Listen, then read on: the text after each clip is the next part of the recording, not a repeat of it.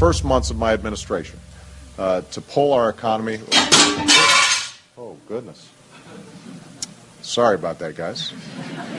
To pull our economy back from the brink, including the largest and most sweeping economic recovery plan in our nation's history. We're gullible, but we're also willingly gullible. We want a human being, a big daddy, to come along and make everything right for us. And as long as we believe that, we'll always basically get shafted. In addition to John, sorry, I just noticed that I jumped the gun here. Go ahead and move it up. I'd already introduced all you guys. It's the presidential reality show. But when it became an Oprah production, it became slick. You don't have a president, you have an actor.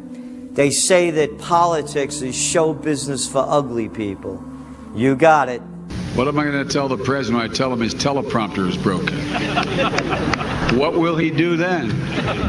It's Obama's role to front for the international banking syndicate and to take all the heat for their unpopular agenda. It's his job to convince the American people that the buck actually stops at the White House. In Brzezinski's book, Between Two Ages, is that eventually we shall put presidents in who will have personality cults. We shall create massive personality cults for these people through the same techniques as Hollywood has used. Obama is that man today. The globalists, who know that Obama is going to promote their plan, want to make him such a superhero that nobody will question what he's doing. They'll be so preoccupied with who he is, or where he is, or what he's saying, or what he's wearing, or something like that. The idea of making him into a celebrity is very valuable because that way people are less inclined to ask, what is he doing? So that's very useful to these people. Similar plans of social control have been continuously carried out by operatives of the Ford Foundation, who Obama has worked for over the last 30 years. Many of the strategies used to control populations were originally developed by Edward Bernays, who coined the phrase public relations. Bernays said that if you manufacture an authoritative figure who repeats the same messages over and over, that this will appeal to the masses' subconscious desires. Yes, we can. The unwashed masses will helplessly follow the leader and go along with any message they spout. Yes, we can. Yes, we can. We shall overcome. Yes, we can. We will respond with that timeless creed that sums up the spirit of a people. Yes, we can. Thank you. Today, these exact techniques are being used with devastating effect against the general population. Obama is the latest version of 21st century mass mind control. The psych warfare engineers are counting on Obama to finish the plan they began decades ago. Beyond their plans to devastate the economy for global consolidation, a new international framework of draconian law is being constructed to establish a system of neo-feudalistic serfdom. Remember, it was Bill Clinton who gave us NAFTA. And it was Al Gore, the hero of the environmental movement, who was the hatchet man for the Clinton administration to cram NAFTA down the throats of a reluctant Congress. Now, this is a good deal for our country, Larry, and let me explain why. Al Gore, who carried the ball for NAFTA and GATT, is now one of the top standard bearers for the elite's agenda. I didn't interrupt you. Okay, now, guys. Then maybe it just... Is this... NAFTA. Why? Huge numbers of manufacturing jobs left Canada, came into the United States because of a 15% wage differential. We pay our workers less in Canada. Now, when you've got a 7-to-1 wage differential between the United States and Mexico, you will hear the giant sucking sound. No, there's a political lesson, there's a business lesson. Sorry.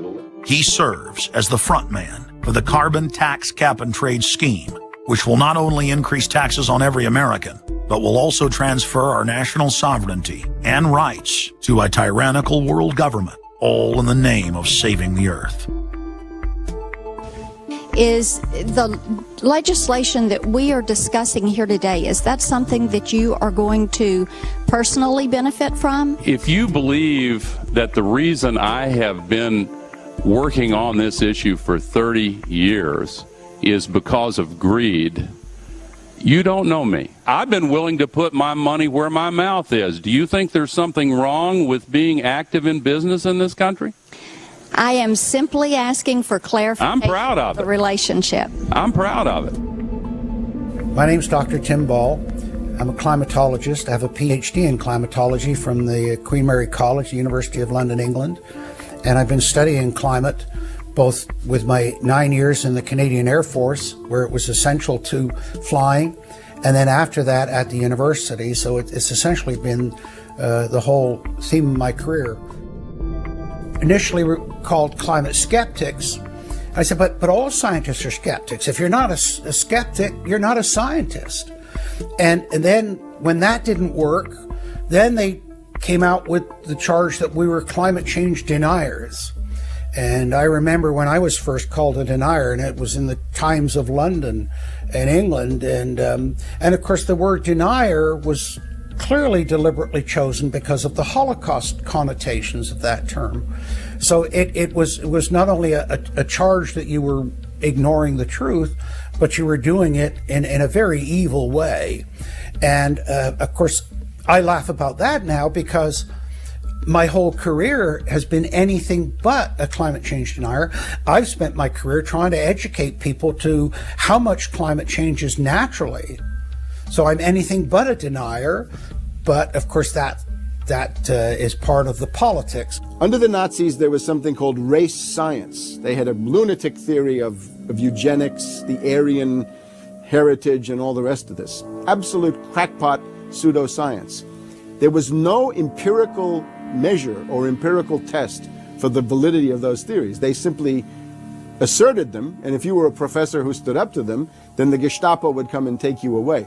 We are perilously close to such a situation right now. Any academic, any other figure standing up to say the global warming theory of Al Gore is a piece of crackpot nonsense is in danger. You'd be fired from a government job, and in many universities, your job would be in danger. And of course, it's also part of what's called ad hominem, that if you can't defeat the person's argument rationally, you start attacking the person. And we see that with these terms, and we see it with Al Gore calling them flat earthers. Congressman, you began by denying that there is a consensus on the science. There is a consensus on the science. Well, you mustn't have been listening to our testimony that we've had for the last few days with dozens of experts that have come in who have given completely different views. Well, I would encourage you to go back and look at the testimony this committee's heard. There are people who still believe that the moon landing was staged on a movie lot in Arizona. And neither of us are one of those, and I know you like giving those cute anecdotes. This is not a cutesy issue. We're talking about something that can export millions of jobs out of our economy, out of our country. Richard Lindzen, the MIT professor of atmospheric physics, said it many years ago when he said the consensus was reached before the research had even begun.